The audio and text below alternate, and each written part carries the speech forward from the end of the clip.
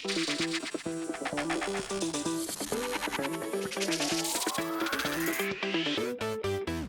Chicago Bears are getting some pass rusher help. They have signed defensive end Dayo Odeyingbo from the Colts to a 3-year contract worth $48 million total with $32 million guaranteed. What's going on, guys? I'm back with another Chicago Bears free agency news update video, which I'll be doing throughout all of free agency, and also the NFL draft videos will be coming soon as well. But yeah, the Bears pivoted to a different option after it seemed like Khalil Mack did not want to come back to Chicago, or maybe the money was not there for Khalil Mack. I'm not sure what happened to make something fall through with Khalil Mack, but it seemed like he wanted to go back to Los Angeles. So the Bears had to kind of overpay somebody else. Now, I'm saying it's an overpay only because based on his production, $16 million per year is pretty pricey, but that's what you have to do in free agency. I'd still rather overpay a good player than not have that good player whatsoever and have to rely on Dominic Robinson to be defensive end number 2, right? So, you know, it is a little bit of an overpay, I would say, but I'm also not stressing it too much because the Bears have so much money. Now is the time to spend with Caleb Williams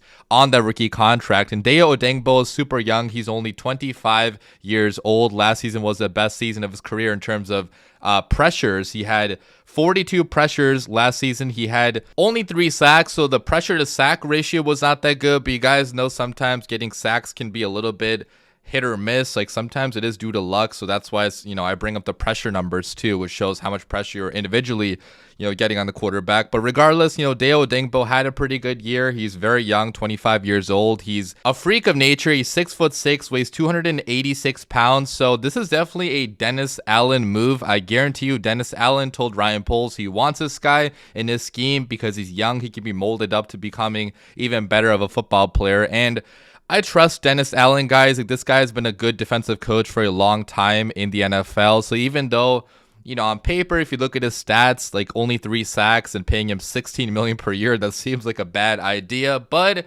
he probably sees something there on film. And if you do watch his film, I've only watched a little bit. I didn't get a chance to really dive in and look at his highlights or his film or, you know, his game footage in detail. But there are some big time plays that he makes, and the effort is definitely there in this dude when he is on the football field. And I see the potential to become maybe a 10 sack per year type of guy if he lives up to that athletic profile and if he's coached up properly on this defensive line. And again, Twitter isn't liking the move. And even when I saw it, I was like, what the heck? Like, that's a lot of money for a player that seems, you know, like he's good, but he's not great. But that is where free agency is at right now. Like, the cap keeps on going up and up and up. So if he can produce, you know, hopefully 8+ sacks for the Bears, play pretty good run defense, this could still turn out to be a pretty solid signing by Ryan Poles. But let me talk more about what Dayo Odeyingbo brings to the Chicago Bears. So as I mentioned, Dayo Odeyingbo is 6'6", weighs 286 pounds, and he did not do athletic testing, but you guys can see his measurements were really solid. And if you look at his stats over the years, so he was used as a backup early in his career. He became a full-time starter later on. His rookie year, he had half a sack. He had not that much production, but then following year, he had 5 sacks, 31 tackles, 5 tackles for loss, 11 quarterback hits. 2023, he had 8 sacks. He had 38 tackles, 17 quarterback hits. And then this year, he had only 3 sacks, but I'll bring up the pressure numbers in a little bit. And he had 31 combined tackles, 17 quarterback hits, 7 tackles for loss. So production wise, guys, you know, nothing crazy to write home about, which again makes it a little bit of an overpay in my opinion to give him $16 million per year. But if you look at the PFF pressure numbers, he had 42 pressures last year. He had 29 pressures in 2023. In 2022, he had 25 pressures, and in his rookie year, he had 12 pressures as a backup. So overall, in terms of getting pressure on the quarterback, pretty solid, especially last year. His run defense has been kind of up and down, which does,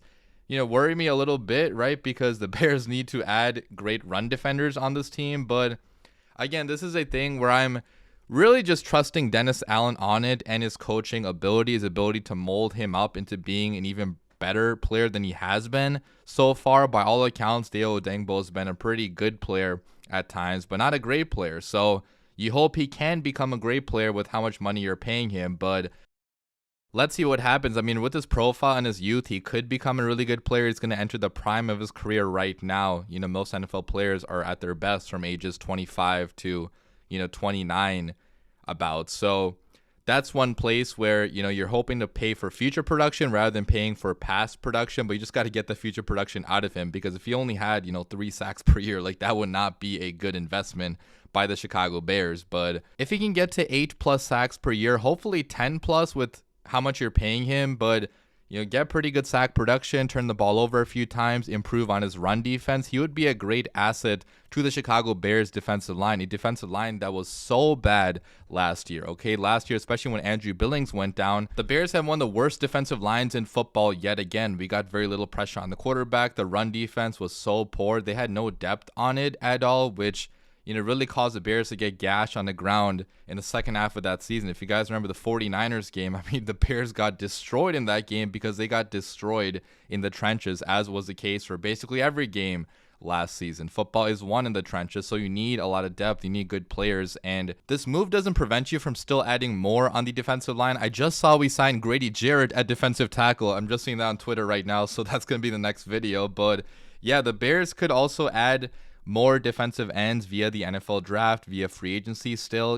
It's not set in stone yet what the final rotation is going to be like, but if the Philadelphia Eagles are any indication, you need multiple great players on the defensive line to win a Super Bowl. You need guys that can rotate in and out. You need guys that can step up, in place of injured guys, because injuries happen to every team in the NFL. And the Bears have had some of the worst defensive line depth for a long time now under Ryan Poles, but finally he's choosing to beef up the trenches with some proven veteran talent instead of a random 1-year option for like less than $5 million per year. We're finally investing big time money when it's the right time to do so right now. Caleb Williams is on his rookie contract. You want to try to win a Super Bowl right now. You want to try to win playoff games right now. And right now you have the money to spend on these guys. So I'm happy that Ryan Poles is spending it. Let me know what you guys think about the signing down below in the comments. Most people I've seen on Bears Twitter are not really happy because, again, compared to a guy like Khalil Mack, Dayo Odeyingbo has not had nearly the same production or, the same run defense or anything. But Dayo is a lot younger. Obviously, he's only 25 years old, where Khalil Mack was, 34 years old, right? So you're getting more youth here. You're getting a guy that can build up and mold up into being hopefully better, than he has been so far. And the potential is pretty high in this dude. So you hope he can live up to that massive contract we gave him, but that's the beast of free agency. Sometimes you got to pay good players, great player money, and, we'll see how it ends up being. I'm not going to hate on the move until I see him actually play on the football field, because that's stupid. Okay, at least give him a chance to play, and we'll see what he does. But leave your comments down below, guys. As always, bear down.